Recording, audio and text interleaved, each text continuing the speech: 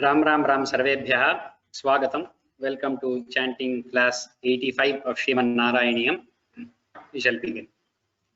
गुरुरेव गतिर्गुरुमेव भजे गुरुणैव सहास्मि नमो गुरवे न गुरोः परमं शिशुरस्मि गुरोः मतिरस्ति गुरौ मम पाहि गुरो श्रीकान्तो मातुलो यस्य जननी सर्वमङ्गला जनकः शङ्करो देवः तं वन्दे कुञ्जराननं पीताम्बरं करविराजितशङ्खचक्रकौमोदकी सरसिजं करुणासमुद्रं राधासहायमतिसुन्दरमन्दहासं वातालकेशमनिशं हृदि भावयामि. We shall revise from Dashakam 49. Trishita? Yeah. भवत्प्रभावा विदुराहि गोपाः तरुप्रपातादिकमत्र गोष्ठे अहेतुमुत्पात गणो विशङ्क्य प्रयातुमन्यत्र मनोवितेनुः तत्रोपनन्दाभिधगोपवर्यः जगौ भवत्प्रेरणयैव नूनम् इतः प्रतीच्यां विपिनं मनोज्ञं वृन्दावनं नाम विराजतीति. बृहद्वनं तत्खलु नन्दमुख्याः विधाय गौष्ठीनमथ क्षणेन त्वदन्वितत्वज्जननी निविष्टगरिष्ठयानानुगता विचेलुः.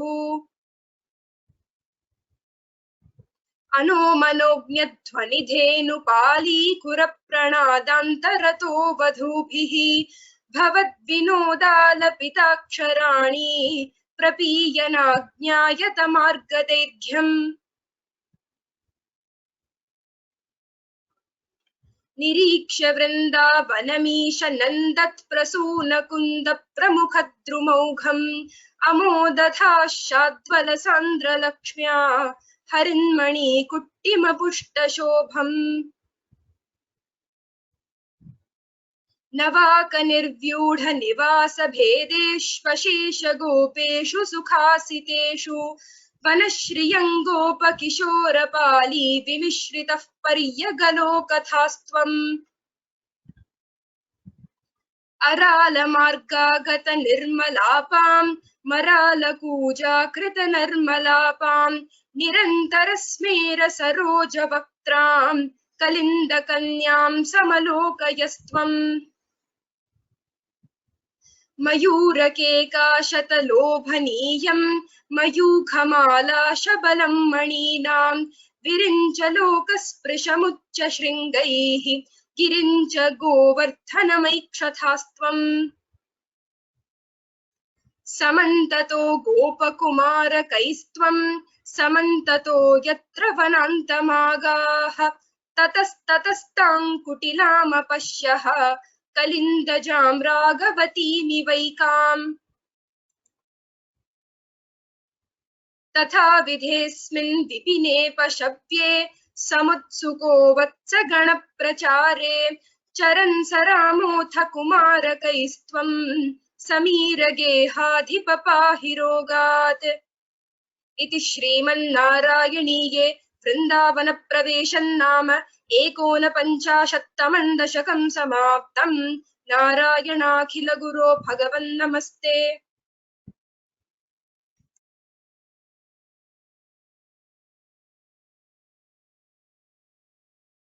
Good. We shall begin with Panchashattam Dashakam, 50th Dashakam. Today the login had changed. That's why the class started about 5 minutes late. I did not have the password. This Panchashattam Dashakam deals with a lot of things. Vatsasura and Bakasura's Vadha. Meter, I am not sure we have seen before. As I told you, I think last class I just read out to you the first shlokam. So we will begin with the shloka. Prithvi.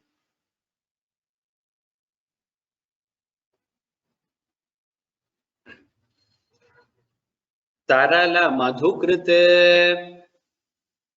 तरल मधुकृत तरल मधुकृत वृंदे वृंदावने वृन्दे वृन्दावने वृन्दे वृन्दावने अथ मनोहरे अथ मनोहरे अथ मनोहरे पशुपशिशुभिः पशुपशिशुभिः पशुपशिशुभिः साकं वत्स साकं वत्स साकं वत्स अनुपालन लोलुपः अनुपालन लोलुपः अनुपालन लोलुपः हलधर सखः हलधर सखः हलधर सखः देवश्रीमन् देवश्रीमन् देवश्रीमन् विचेरिथ विचेरिथ विचेरिथ धारयन् धारयन् धारयन् गवलमुरली गवलमुरली गवलमुरली वेत्रं नेत्राभिराम वेत्रं नेत्राभिराम वेत्रं नेत्राभिराम तनुद्युतिः तनुद्युतिः तनुद्युतिः तरल मधुकृद्वृन्दे तरल मधुकृद्वृन्दे तरल मधुकृद्वृन्दे वृन्दावनेथ मनोहरे वृन्दावनेथ मनोहरे वृन्दावनेथ मनोहरे पशुपशिशुभिः साकं पशुपशिशुभिः साकं पशुपशिशुभिः साकं वत्सानुपालन लोलुपः वत्सानुपालन लोलुपः वत्सानुपालन लोलुपः हलधर सखो देव हलधर सखो देव हलधर सखो देव श्रीमन् विचेरिथ धारयन् श्रीमन् विचेरिथ धारयन् श्रीमन् विचेरिथ धारयन् गवलमुरलीवेत्रम् गवलमुरलीवेत्रम् गवलमुरलीवेत्रम् नेत्राभिराम तनुद्युतिः नेत्राभिराम तनुद्युतिः नेत्राभिराम तनुद्युतिः तरल मधुकृद्वृन्दे तरल मधुकृद्वृन्दे तरल मधुकृद्वृन्दे वृन्दावनेथ मनोहरे वृन्दावनेथ मनोहरे वृन्दावनेथ मनोहरे तरल मधुकृद्वृन्दे वृन्दावनेथ मनोहरे तरल मधुकृद्वृन्दे वृन्दावनेथ मनोहरे तरल मधुकृद्वृन्दे वृन्दावनेथ मनोहरे पशुपशिशुभिः साकं पशुपशिशुभिः साकं पशुपशिशुभिः साकं वत्सानुपालन लोलुपः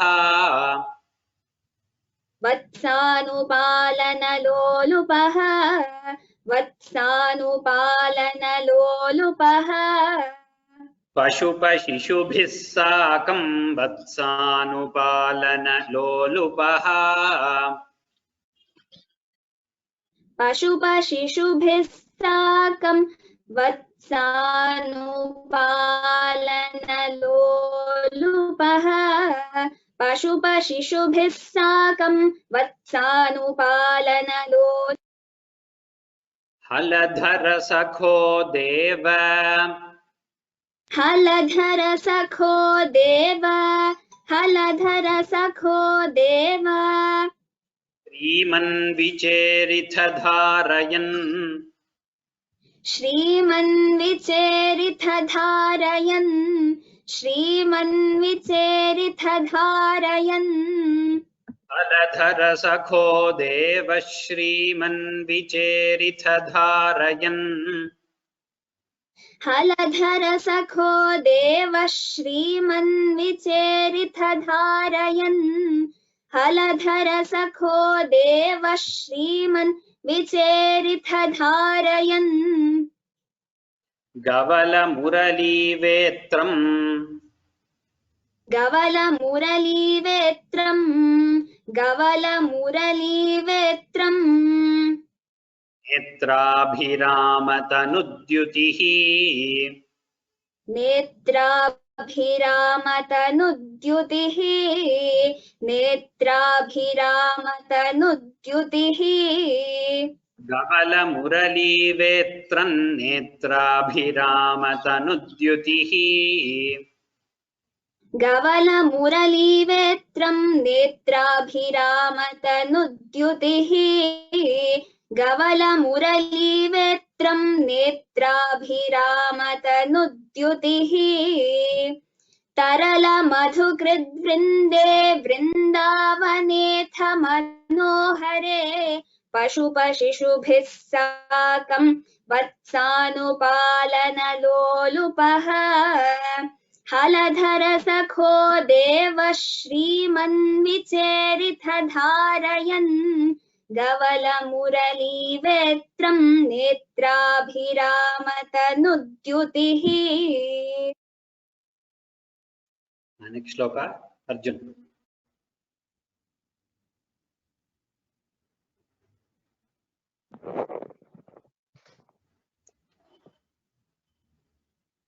विहित जगति रक्षम्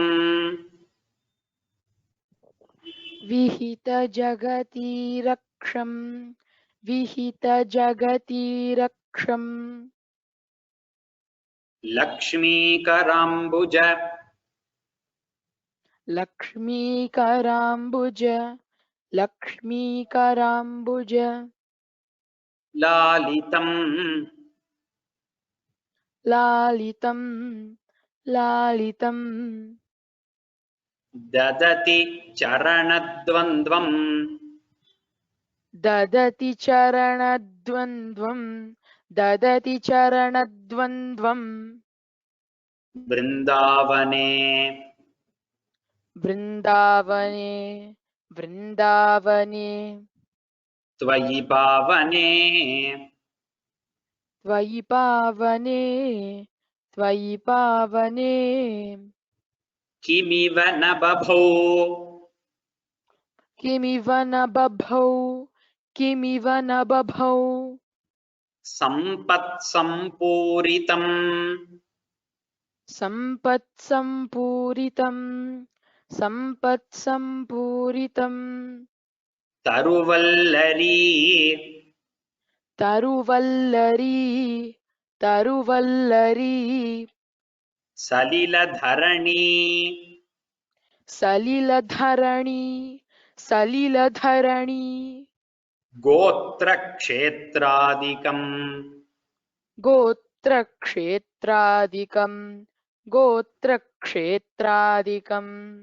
कमलापते कमलापते कमलापते विहित जगति रक्षम् विहित जगति रक्षं विहित जगति रक्षं लक्ष्मीकराम्बुजलालितम् लक्ष्मीकराम्बुजलालितं लक्ष्मीकराम्बुजलालितं ददति चरणद्वन्द्वम् ददति चरणद्वन्द्वं ददति चरणद्वन्द्वं वृन्दावने त्वयि पावने वृन्दावने त्वयि पावने वृन्दावने त्वयि पावने किमिव न बभौ सम्पत्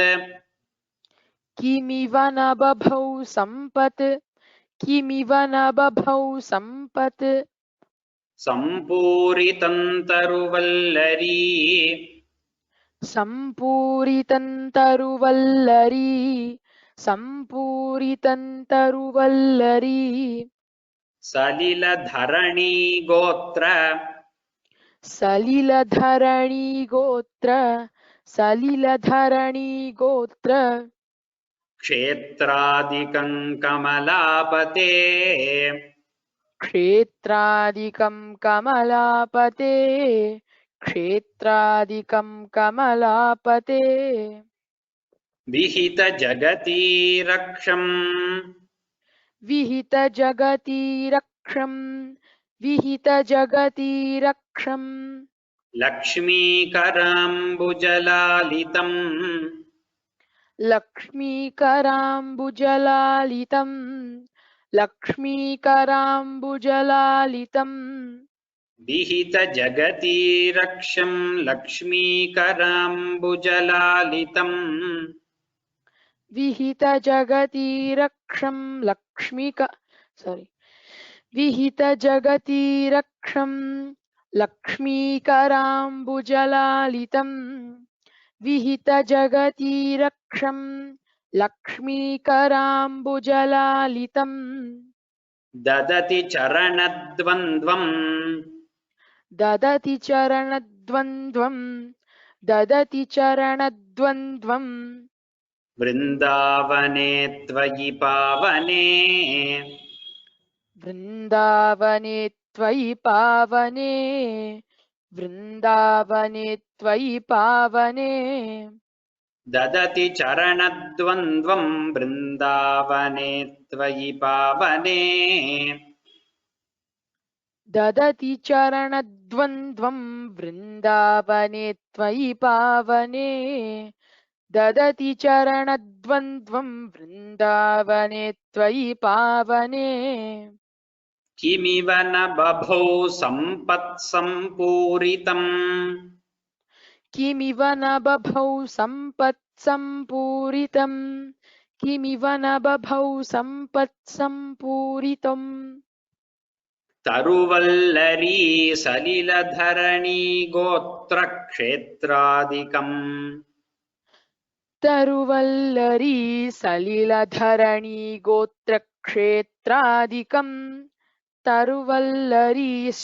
तरुवल्लरी सलिलधरणी गोत्रक्षेत्रादिकम् कमलापते कमलापते कमलापते किमिव न बभौ सम्पत्सम्पूरितन्तरुवल्लरी सलिलधरणी गोत्रक्षेत्रादिकम् कमलापते किमिव न बभौ किमिव can you say the tune again sorry किमिव न बभौ सम्पत्सम्पूरितम् किमिव न बभौ सम्पत्सम्पूरितं तरुवल्लरी सलिलधरणी गोत्रक्षेत्रादिकं कमलापते किमिव न बभौ सम्पत्सम्पूरितं तरुवल्लरी सलिलधरणी गोत्रक्षेत्रादिकं कमलापते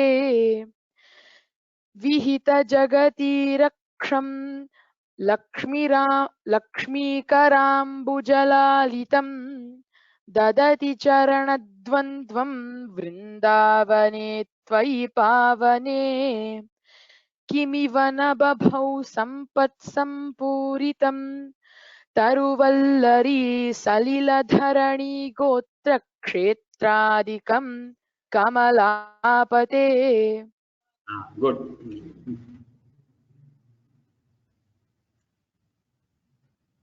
Again, the tha is not there. Vilasadulape, some copy paste mistake. Vilasadulape. विलसदुलपे विलसदुलपे कान्तारान्ते कान्तारान्ते कान्तारान्ते समीरणशीतले समीरणशीतले समीरणशीतले विपुलयमुनातीरे विपुलयमुनातीरे विपुलयमुनातीरे Govardhan Govardhan Govardhan अचलमूर्धसु अचलमूर्धसु अचलमूर्धसु ललितमुरलीनादः ललितमुरलीनादः ललितमुरलीनादः सञ्चारयन् सञ्चारयन् सञ्चारयन् खलु वात्सकम् खलु वात्सकम् खलु वात्सकम् क्वचन दिवसे क्वचन दिवसे क्वचन दिवसे दैत्यं वत्साकृतिम् दैत्यं वत्साकृतिम् दैत्यं वत्साकृतिम् त्वमुदैक्षथाः त्वमुदैक्षथाः त्वमुदैक्षथाः विलसदुलपे कान्तारान्ते विलसदुलपे कान्तारान्ते विलसदुलपे कान्तारान्ते समीरणशीतले समीरणशीतले समीरणशीतले विपुलयमुनातीरे विपुलयमुनातीरे विपुलयमुनातीरे गोवर्धनाचलमूर्धसु गोवर्धनाचलमूर्धसु गोवर्धनाचलमूर्धसु ललितमुरलीनादः ललितमुरलीनादः ललितमुरलीनादः सञ्चारयन् खलु वात्सकम् सञ्चारयन् खलु वात्सकम् सञ्चारयन् खलु वात्सकम् क्वचन दिवसे दैत्यम् क्वचन दिवसे दैत्यम् क्वचन दिवसे दैत्यम् वत्साकृतिम् त्वमुदैक्षथाः वत्साकृतिम् त्वमुदैक्षथाः वत्साकृतिम् त्वमुदैक्षथाः विलसदुलपे कान्तार विलसदुलपे कान्तार विलसदुलपे कान्तार अन्ते समीरणशीतले अन्ते समीरणशीतले अन्ते समीरणशीतले विलसदुलपे कान्तारान्ते समीरणशीतले विलसदुलपे कान्तारान्ते समीरणशीतले विलसदुलपे कान्तारान्ते समीरणशीतले विपुलयमुनातीरे विपुलयमुनातीरे विपुलयमुनातीरे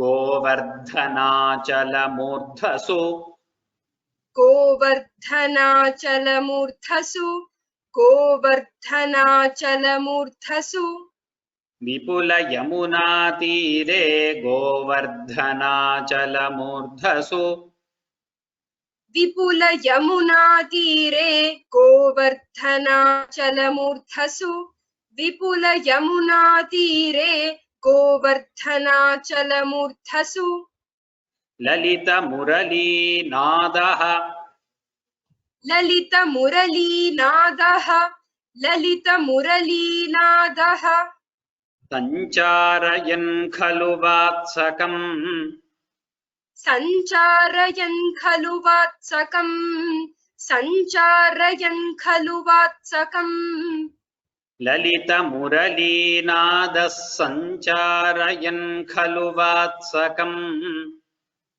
ललित मुरलीनादः सञ्चारयन् खलु वात्सकम् ललित मुरलीनादः सञ्चारयन् खलु वात्सकम् क्वचन दिवसे दैत्यम् क्वचन दिवसे दैत्यम् क्वचन दिवसे दैत्यम् वत्साकृतिं त्वमुदैक्षथाः वत्साकृतिं त्वमुदैक्षथाः वत्साकृतिं त्वमुदैक्षथाः क्वचन दिवसे दैत्यं वत्साकृतिं त्वमुदैक्षथाः क्वचन दिवसे दैत्यं वत्साकृतिं त्वमुदैक्षथाः क्वचन दिवसे दैत्यं वत्साकृतिं त्वमुदैक्षथाः विलसदुलपे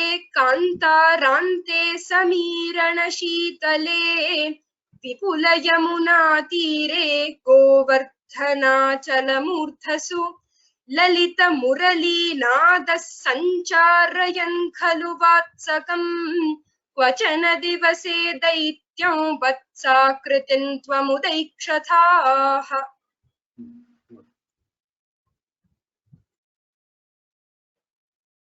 रभस विलसत् रभस विलसत् रभस विलसत् पुच्छं विच्छायतः पुच्छं विच्छायतः पुच्छं विच्छायतः अस्य विलोकयन् अस्य विलोकयन् अस्य विलोकयन् किमपि वलितस्कन्धम् किमपि वलितस्कन्धम् किमपि वलितस्कन्धम् रन्ध्रप्रतीक्षम् रन्ध्रप्रतीक्षम् रन्ध्रप्रतीक्षम् उदीक्षितम् उदीक्षितम् उदीक्षितम्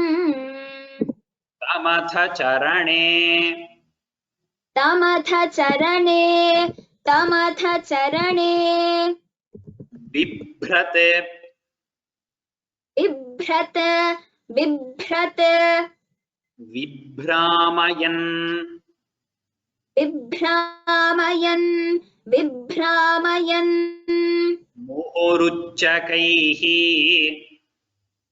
मुहुरुच्चकैः मुहुरुच्चकैः कुहचन महावृक्षे कुहचन महावृक्षे कुहचन महावृक्षे चिक्षेपिथ चिक्षेपिथ चिक्षेपिथ क्षतजीवितम् क्षतजीवितम् क्षतजीवितम् रभस विलसत्पुच्छम् रभस विलसत्पुच्छम् रभस विलसत्पुच्छम् विच्छायतोऽस्य विलोकयन्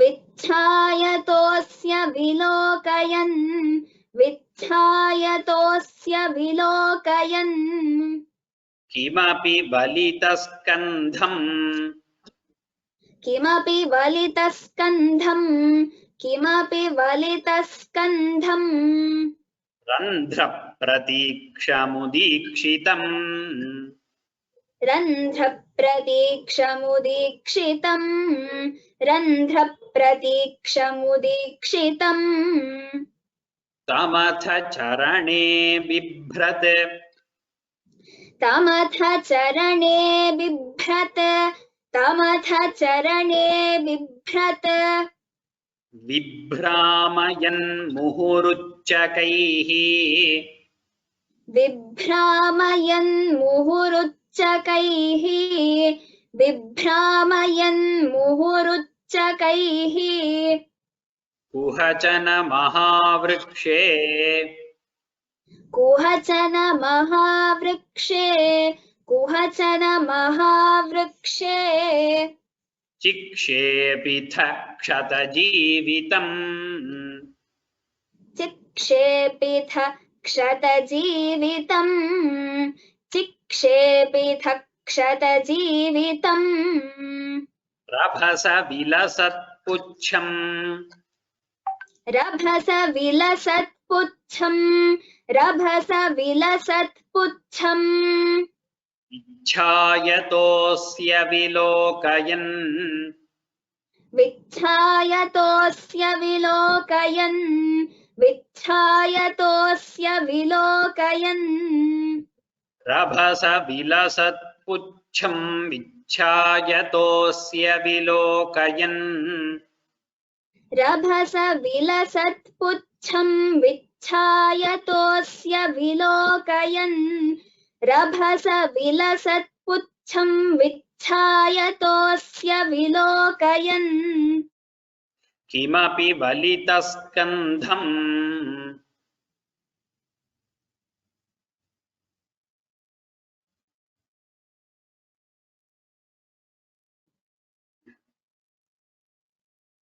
Am I heard? Arjun, oh, Prithvi is frozen. Okay, then Harshita, take it up. I think her net is gone.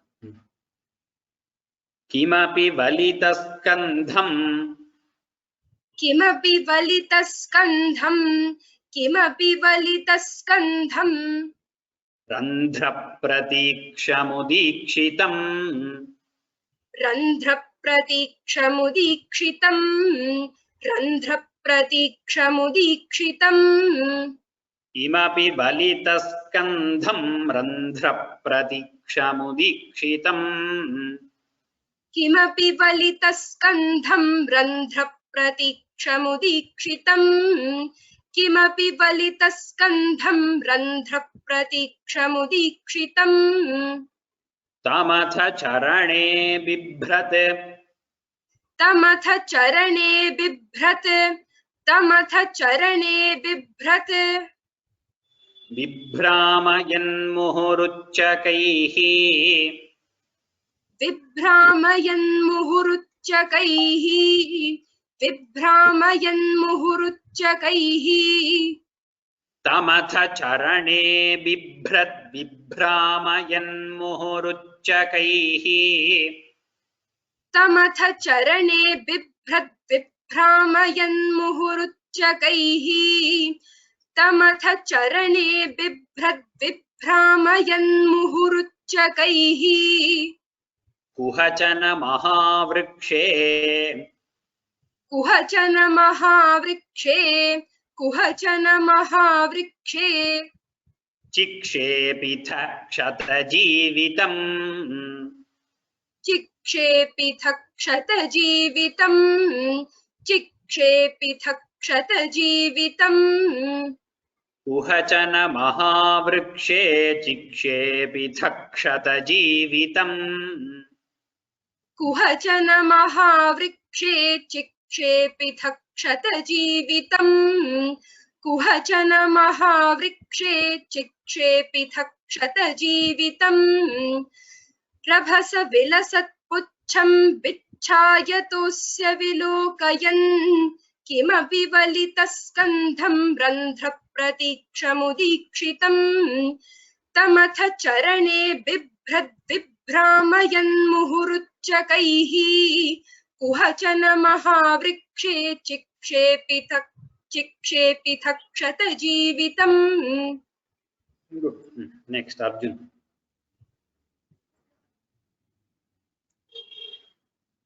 Nipatati.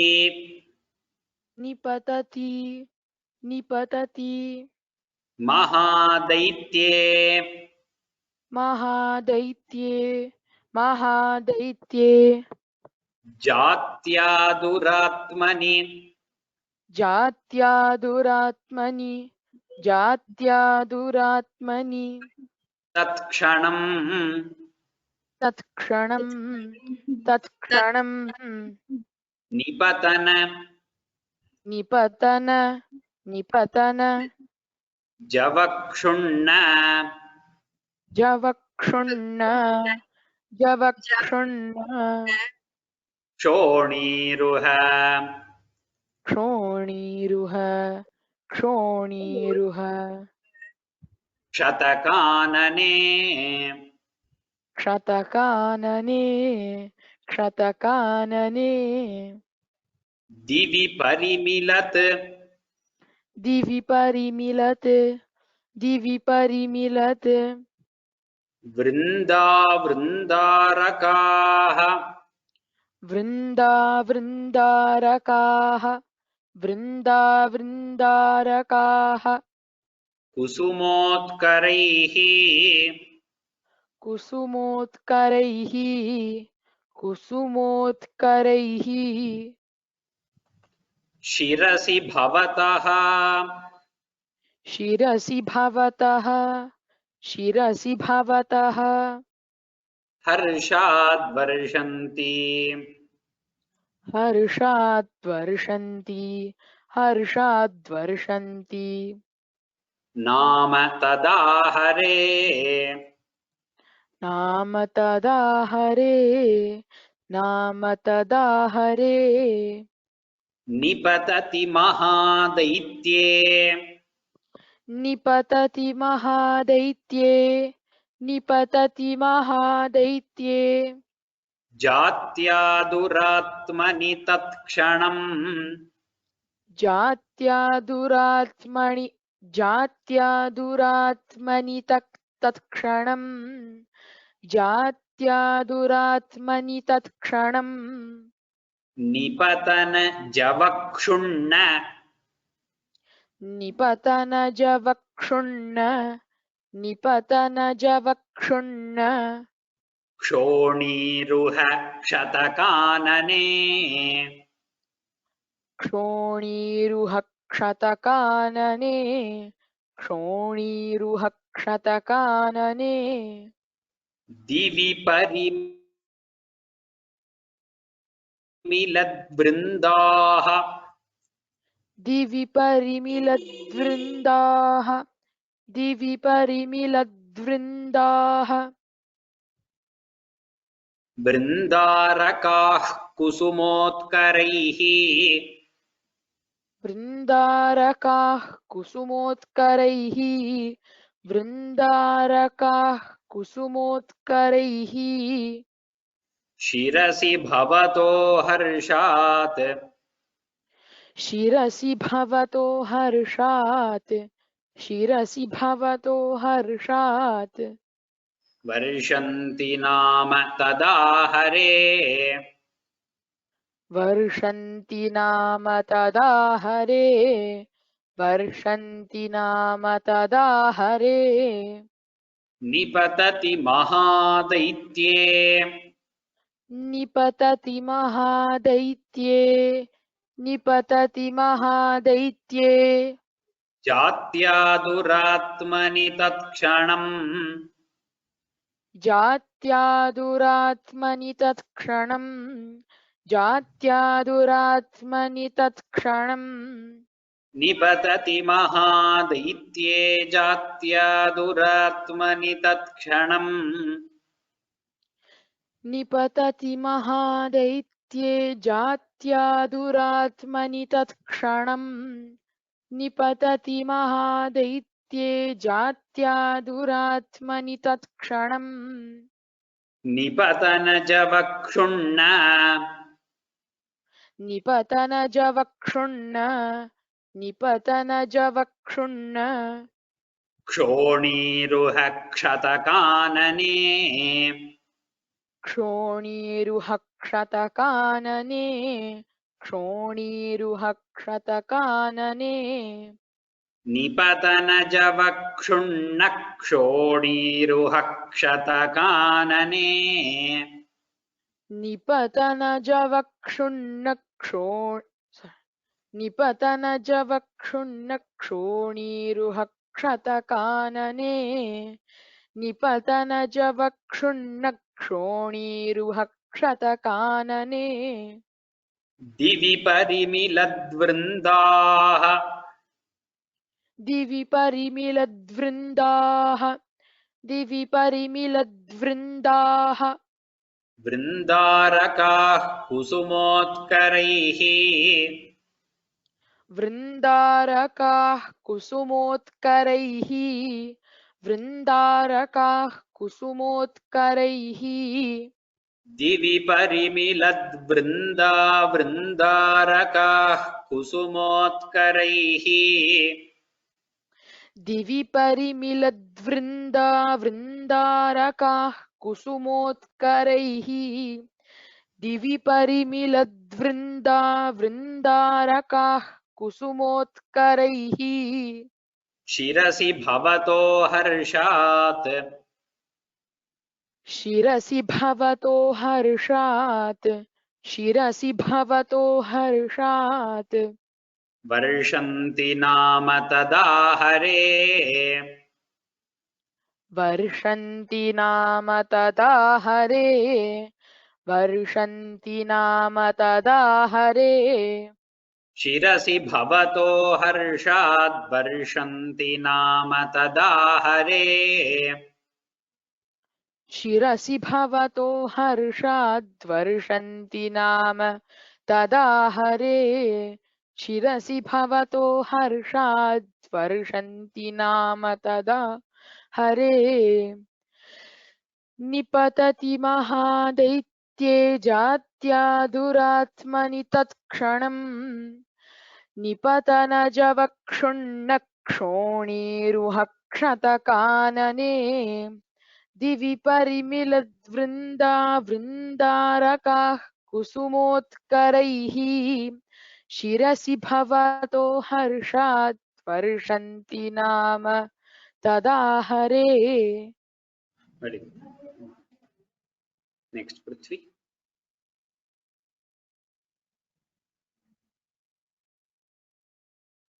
पृथ्वी अस्ति वा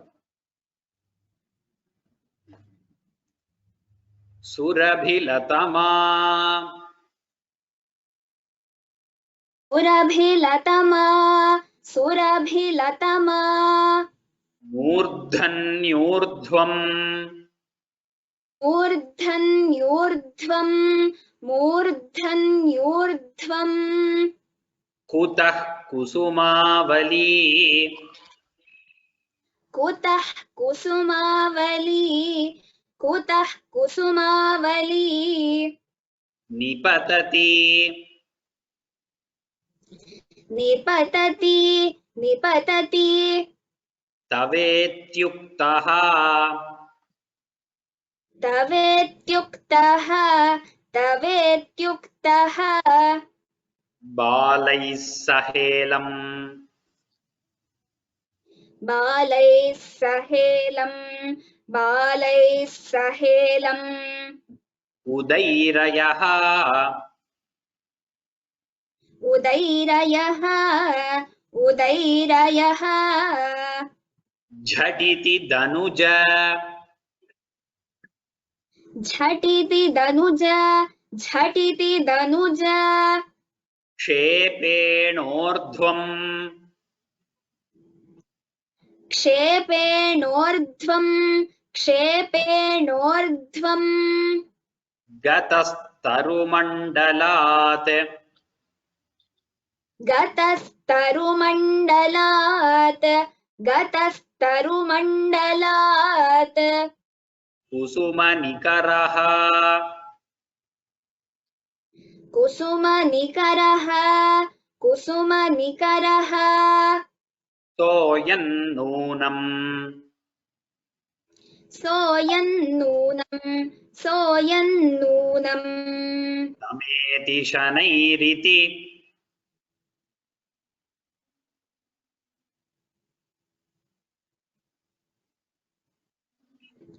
समेति शनैरिति समेति शनैरिति सुरभिलतमामूर्धनि सुरभिलतमामूर्धनि सुरभिलतमामूर्धनि ऊर्ध्वं कुतः कुसुमावली ऊर्ध्वं कुतः कुसुमावली ऊर्ध्वं कुतः कुसुमावली पतति तवेत्युक्तः निपतति तवेत्युक्तः निपतति तवेत्युक्तः बालैः सहेलमुदैरयः बालैः सहेलमुदैरयः बालैः सहेलमुदैरयः झटिति धनुजक्षेपेण झटिति धनुजक्षेपेण झटिति धनुजक्षेपेण ऊर्ध्वं गतस्तरुमण्डलात् ऊर्ध्वं गतस्तरुमण्डलात् ऊर्ध्वं गतस्तरुमण्डलात् कुसुमनिकरः सोऽयम् कुसुमनिकरः सोऽयम् कुसुमनिकरः सोऽयम् नूनं समेति शनैरिति नूनं समेति शनैरिति नूनं समेति शनैरिति सुरभिलतमामूर्धनि सुरभिलतमामूर्धनि सुरभिलतमामूर्धनि ऊर्ध्वं कुतः कुसुमावली ऊर्ध्वं कुतः कुसुमावली ऊर्ध्वं कुतः कुसुमावली सुरभिलतमामूर्धन्यूर्ध्वं कुतः कुसुमावली सुरभिलतमामूर्धन्यूर्ध्वं कुतः कुसुमावली सुरभिलतमामूर्धन्यूर्ध्वं कुतः कुसुमावली निपतति तवेत्युक्तः निपतति तवेत्युक्तः निपतति तवेत्युक्तः बालैः सहेलमुदैरयः बालैः सहेलमुदैरयः बालैः सहेलमुदैरयः निपतति तवेत्युक्तो बालैः सहेलमुदैरयः निपतति तवेत्युक्तो बालैः सहेलमुदैरयः निपतति तवेत्युक्तो बालैः सहेलमुदैरयः झटिति धनुजक्षेपेण झटिति धनुजक्षेपेण झटिति धनुजक्षेपेण ऊर्ध्वं गतस्तरुमण्डलात् ऊर्ध्वं गतस्तरुमण्डलात् ऊर्ध्वं गतस्तरुमण्डलात् झटिति धनुजक्षेपेणोर्ध्वं गतस्तरुमण्डलात् झटिति धनुजक्षेपेणोर्ध्वं गतस्तरुमण्डलात् झटिति धनुजक्षेपेणोर्ध्वं गतस्तरुमण्डलात् कुसुमनिकरः सोऽयम् कुसुमनिकरः सोऽयम् कुसुमनिकरः सोऽयम् नूनं समेति शनैरिति नूनं समेति शनैरिति नूनं समेति शनैरिति कुसुमनिकरस्सोऽयं नूनं समेति शनैरिति कुसुमनिकरः सोऽयं नूनं समेति शनैरिति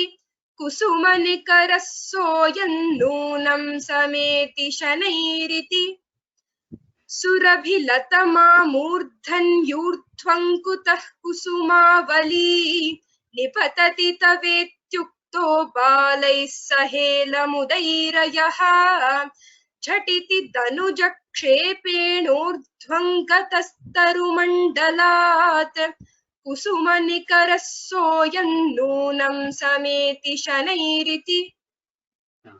Good. We will stop here. Maybe if we lost 5 minutes in the beginning, or else we could have completed one more shloka. That is okay. 6 shlokas now, 4 shlokas in the next class, and then maybe next class itself, since we will have about 15-20 minutes, we will start the revision. I'm thinking whether I should do revision of all 50 dashakams or the 25 remaining dashakams. We have done first 33 also actually. Before my marriage, for 3 weeks we had done 11 dashakams each. I will see one of the two I will decide. And those who have not participated in the first test for dashakams 1 to 25. Now I am talking about Parayanam test. That is, you can see the book and read. Parayanam means you can see the book and read. Memorization means you have to tell without seeing the book, which is happening 5 dashakams by 5 dashakams.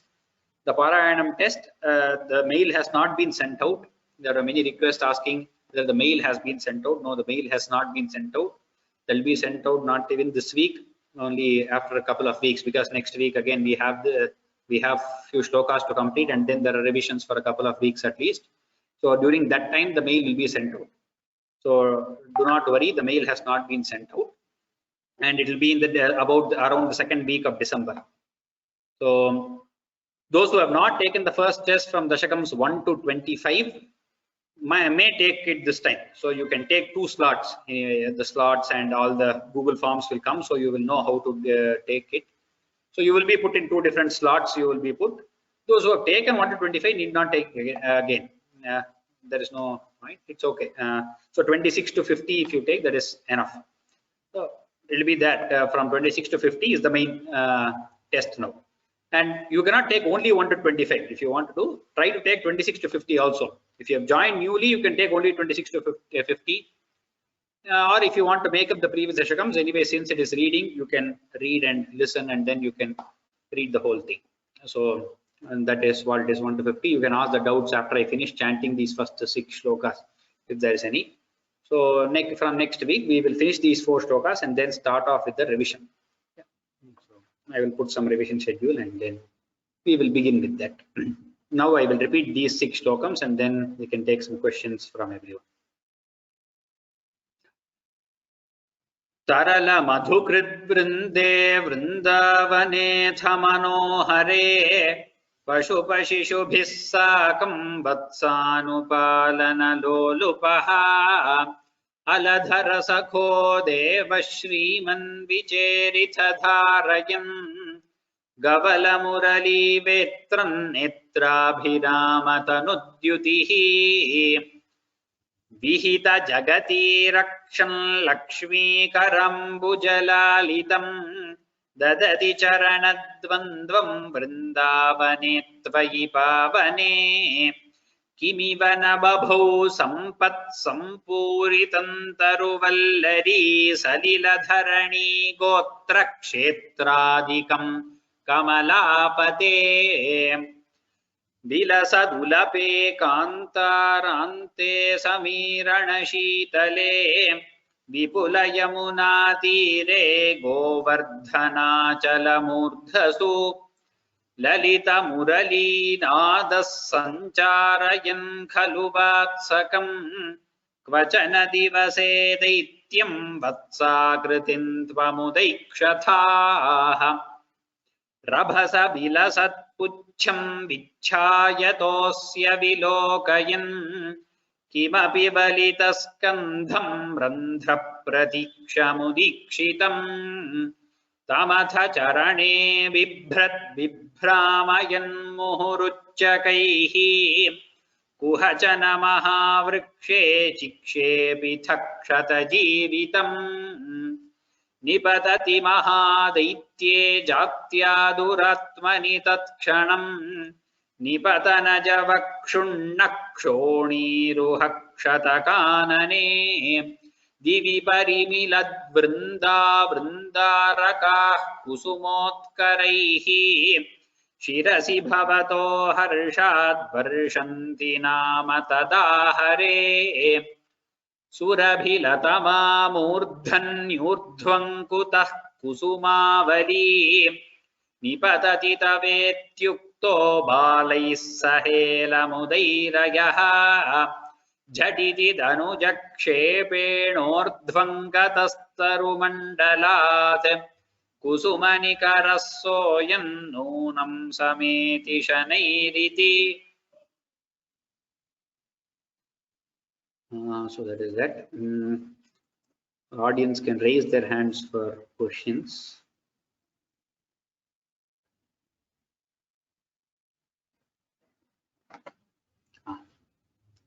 There are some questions already here. How can I join Telegram group? Having a lot of trouble with the web ID. Telegram group again. Rishita, are you here? Can you send the Telegram link here for everyone on the chat? So Telegram chat group link chat will be sent. So anybody who has not joined, who wants to join, it is not compulsory. If you want to join, you can join. So send it on the chat. Please wait for the Telegram link on the chat. Vidya Lakshmi and then Venkateshwara. You can unmute and speak. Ram Guruji. Ram. The shloka, last shloka, the first word, Surabhilatama, that Yes. I understand that this is a adjective of Kusumavali. So while pronouncing, should there be a split like Surabhilatama or Surabhilatama?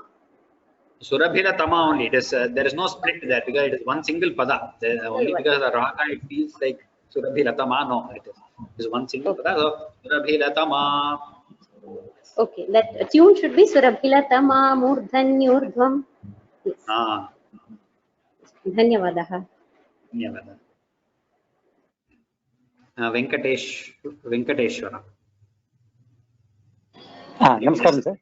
Ram. The 50th, this particular Dashakam, fourth sloka, last line, that Visarga should be pronounced Chikshepitaha Shatajivitam. There is no Visarga. There is no Visarga at all. Yeah, but only if there is a Visarga, it has to be pronounced. There is no Visarga here. Okay. We should not introduce the Visarga. Vitaha, you have to say it separate. There is no Visarga. So it is, you have to tell it together and that Shakara should get Ditva. Chikshepithak Shatajivitam. Only when Visarga is there, we have to pronounce it separately. Yes. Before Ksha, if there is a Visarga, then you have to give it that full Visarga. You have to pronounce it that way. If there is no Visarga, you should not add the Visarga and say it. Okay. Thank you. Yes, Ardhanari, then Lakshmi ji. Ram Mahodaya. एतत् पञ्चदश दशकस्य छन्दः एकवारं कृपया वदतु महोदय. पञ्चाशत्तमस्य पञ्चदश न 50 दशकम्. So the 50th dashakam you're asking, not 50. It's Harini. Harini. नूतन on the screen. You can do some research.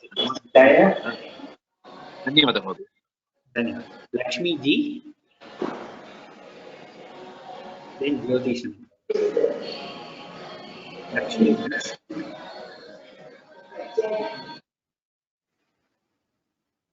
Lakshmi ji, are you here?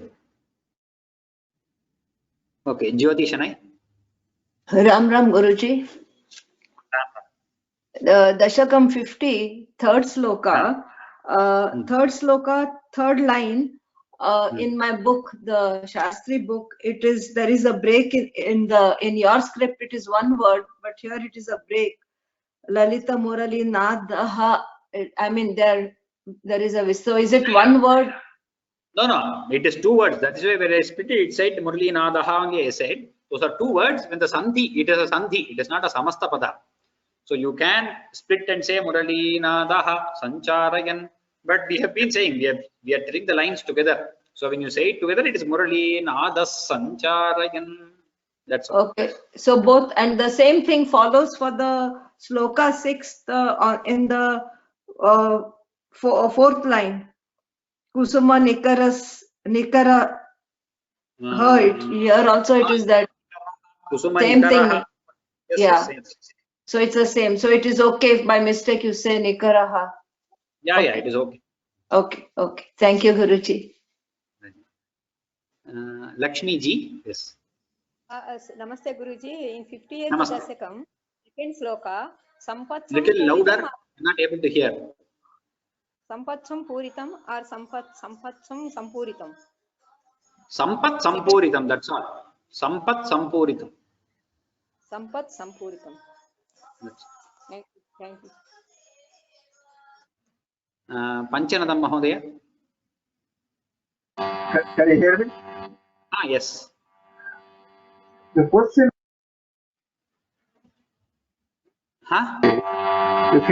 people are asking questions in the Telegram group, right? So probably the way I think it helps is if you send that link to everybody in their cell phone or something like that, then they can automatically join. Otherwise, there is no way to join. I do not have the cell phone numbers of everyone, and I have sent mails long ago with Telegram link. Maybe the next mail I send for the Parayam test or something, I will again put the link over there. So you can open the mail on your phone and then click join, which will help. So that is the only way I found out, because for me, I had the same difficulty with joining the Ashadhyay chanting group. Put it on the chat box here, you have to copy paste somewhere. I understand. So that makes it easier, because Venkat Subramaniam ji sent me the link on my WhatsApp message, then I clicked on it, I joined it.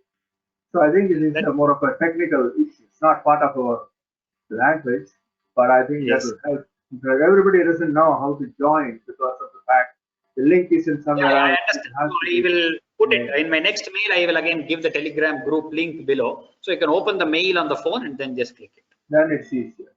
That's all. Technically, this Harini meter is so beautiful.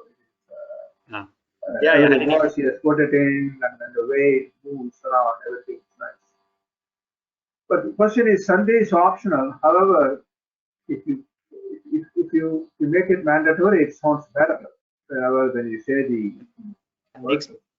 So I don't know. Maybe somebody thinks that basically person V. The name is.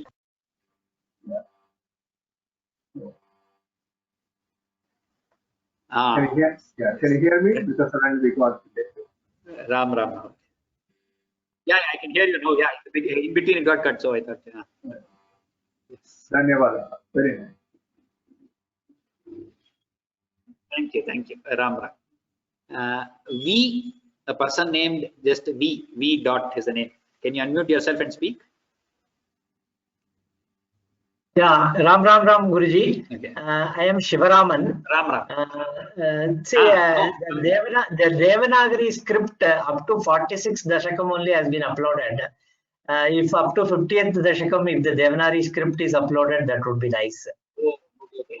Now, if it is updated on the drive, it is not updated. Yes, I will tell the volunteer to do it. Yes. Yeah. Thank you for. So I always follow that your script only, so I want that. Okay. Yeah. Thank you. Thank you for notifying. Previously, in the previous website, if I updated on the drive, it used to show up on the website. Now they have to link it and upload it. So it is not. Okay. Thank you. Thank you, Guruji. Dhanyawad. Ram sarvebhyah. Agrima saptahante Shanivasare Drakshyamaha. Narayana Akhila Guru Bhagavan Namaste.